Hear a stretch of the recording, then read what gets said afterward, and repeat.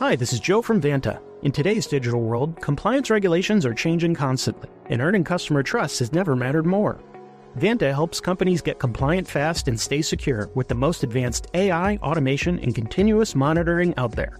So whether you're a startup going for your first SOC 2 or ISO 27001, or a growing enterprise managing vendor risk, Vanta makes it quick, easy, and scalable. And I'm not just saying that because I work here. Get started at vanta.com. Bonjour, ici Patrick Pierrat, éditeur d'Info Bref.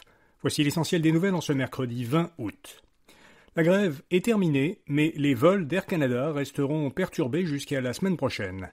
À l'issue de 3 jours de grève suivis d'une nuit de négociations, une entente de principe a été conclue hier entre Air Canada et le syndicat qui représente ses agents de bord. Les premiers vols de la compagnie ont pu décoller hier soir. Le syndicat a affirmé que l'entente allait mettre fin au travail non payé et transformer radicalement l'industrie aérienne. Air Canada a indiqué de son côté que le rétablissement complet de ses activités pourrait prendre de 7 à 10 jours. Christian Dubé accuse les médecins de ne pas vouloir négocier. Le ministre de la Santé affirme qu'il ne renonce pas au projet de loi qui vise à lier une partie de la rémunération des médecins à l'atteinte d'objectifs. Le gouvernement avait prévu pour cet été de négocier le renouvellement de ses ententes avec les médecins et de travailler sur les amendements à apporter à son projet de loi. Or, la négociation avec les médecins n'avance pas. Dubé soutient que les fédérations des omnipraticiens et des spécialistes ont refusé de déposer des contre-propositions aux offres gouvernementales déposées en mars. De leur côté, les fédérations de médecins demandent au gouvernement d'abandonner son projet de loi. Toujours au Québec, un juge a ordonné au gouvernement de réviser la loi électorale afin de permettre aux Québécois qui vivent à l'étranger de voter à distance.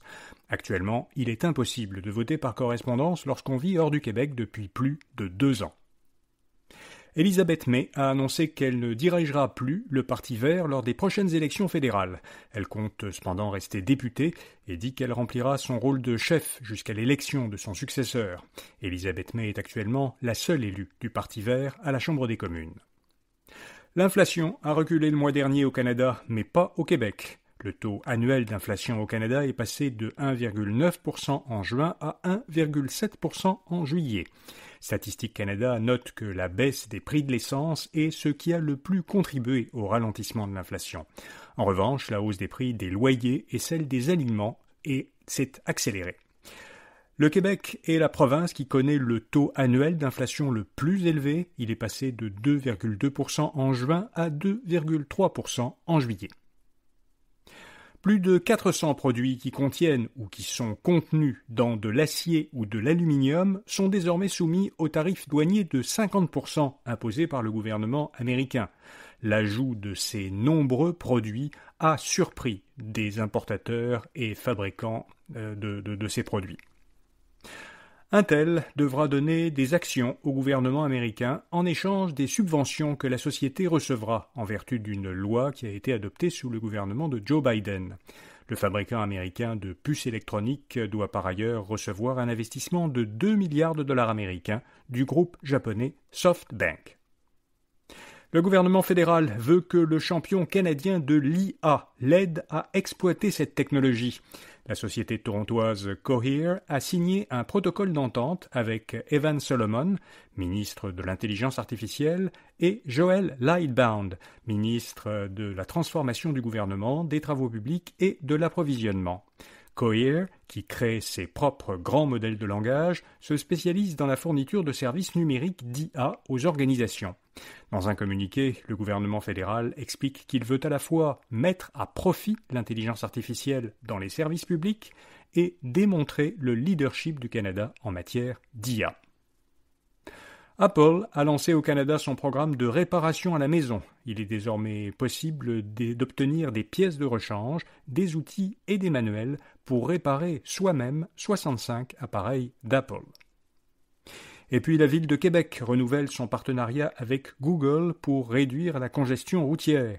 Québec est la seule ville canadienne qui participe, depuis 1 an maintenant, à une initiative du géant américain qui est appelée Greenlight.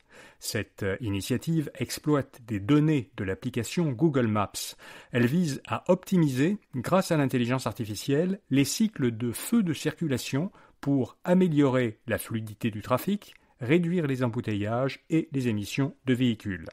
En faisant un bilan de la première année du projet, la ville de Québec a indiqué que des suggestions de Google avaient permis d'améliorer le trafic à 11 intersections en synchronisant mieux les feux de circulation. La ville de Québec va poursuivre sa collaboration avec la société technologique. Voilà, vous savez l'essentiel. Bonne journée et à demain matin.